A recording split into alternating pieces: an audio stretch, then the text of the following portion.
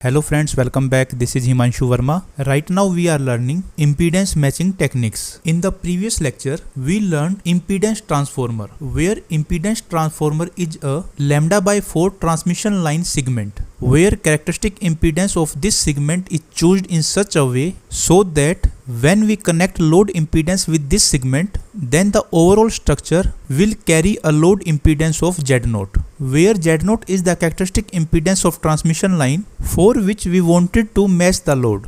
However, this lambda by 4 impedance transformer is very useful and can be used for all types of load, but its main disadvantage was it is frequency dependent. So whenever we change the operating frequency, then we have to change the length of this segment. To overcome this disadvantage, we use second method of impedance matching, which is stub matching. Stub matching is basically of two types. First one is single stub matching and second one is double stub matching. In this lecture we will learn single stub matching. Again, stub is basically a line segment with same characteristic impedance which is of main transmission line. This transmission line segment is connected parallel to the load. This parallel line segment can be kept open circuit at this end or short circuit at this end, because if we keep open circuit at this end, then there are chances of power loss in free space. Therefore, open circuit stub is not recommended. We generally use short circuit stub. Short circuit stub is when there is a short circuit at this end of transmission line. Now by doing this, impedance will match from here. Now one thing we should also take care, because this short circuit stub is connected in parallel to the load, so due to parallel connection, our whole analysis will not be in terms of impedance. In fact, it would be in terms of admittance. And if we say more appropriately, then it would be in terms of normalized admittance. Why normalized admittance? Because we will analyze all calculations by using Smith chart. So now we make a different picture in which this is transmission line and this is load. Suppose the characteristic admittance of the line is Y0 and this load admittance is YL, and at a distance small l1 from the load, this short circuit stub is connected. Now for matching purpose, if we see from here into the line, then input admittance seen should be Y0, because only then this structure would be completely matched with this transmission line and complete power will be transmitted in this structure. Now because this is a short circuit stub, then due to short circuit, the complete power will be reflected back, and because both of these lines are lossless, that's why no power will be lost in this structure. The complete power will be absorbed by this load. Now to get load admittance Y0 by this structure, we should adjust this length L1 where this stub is connected from the load and the length of the stub LS. So to get Y0 input admittance from this structure, this L1 and LS should be calculated. To calculate these parameters L1 and LS, we will take help of Smith chart. And because we are using admittances here, that's why we will use Smith chart for admittance. Now before going to Smith chart, first we make a basic outline by which we can get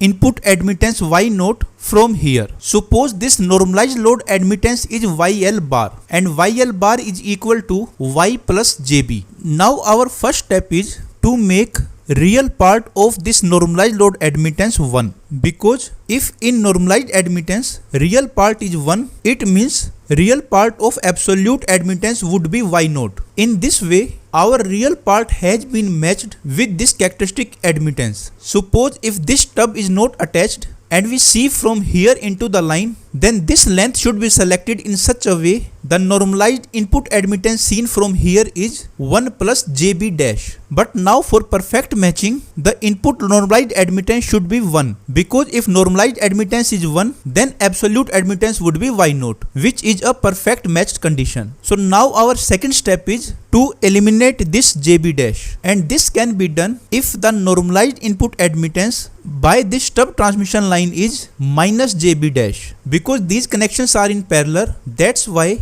overall admittance will be add up.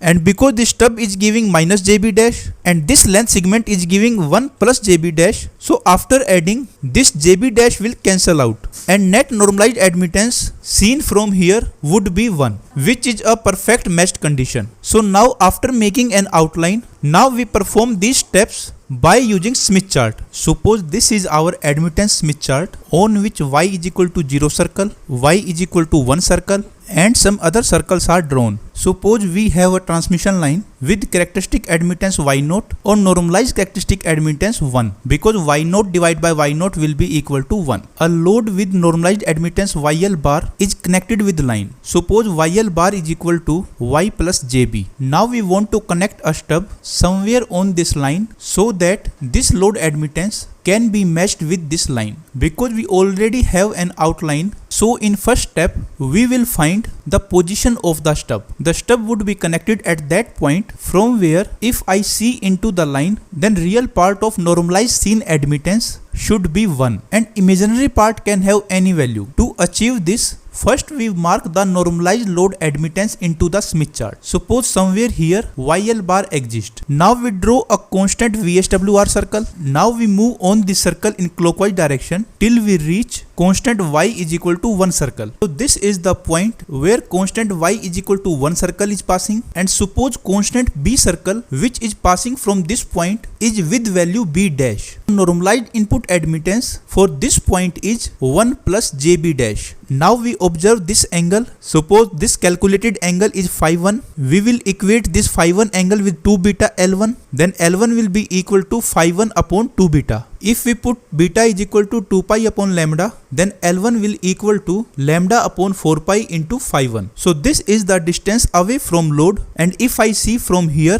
then I would find normalized load admittance equal to 1 plus JB dash. Now I connect a short circuit stub here, and the length of short circuit stub would be such that it provide a normalized admittance of minus JB dash. So first of all, we mark minus JB dash in the Smith chart. Now how we mark minus JB dash in the Smith chart?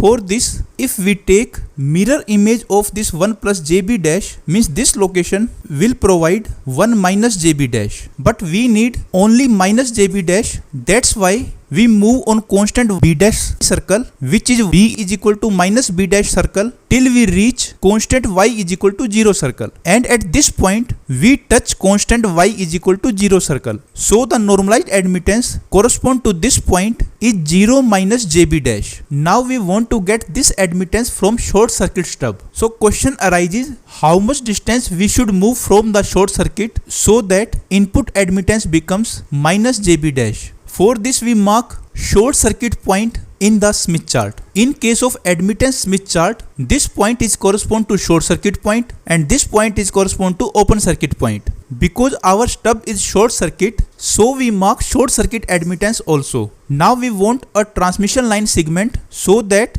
this short circuit load can be converted into an admittance of minus JB dash. So we draw a constant VSWR circle from short circuit load, and that circle would be constant Y is equal to 0 circle itself, and we move on this circle in clockwise direction till we reach B is equal to minus B dash circle, which is at this point. Now we calculate the angle of this motion, and suppose angle is phi s, and in the similar way as we did earlier, how much length segment will be required? Suppose the stub length is Ls, so Ls will be equal to lambda upon 4 pi into phi s. So this is the length of stub which is required to get a normalized load admittance of minus JB dash. So in this way we have get both length. First length L1 is correspond to location of the stub, and second length Ls is correspond to length of the stub. And now if we see from here, then normalized input admittance will be 1, which is a perfect matched condition with the line. What is the advantage of this technique over lambda by 4 impedance transformer? In this technique, we do not need a transmission line with different characteristic impedance.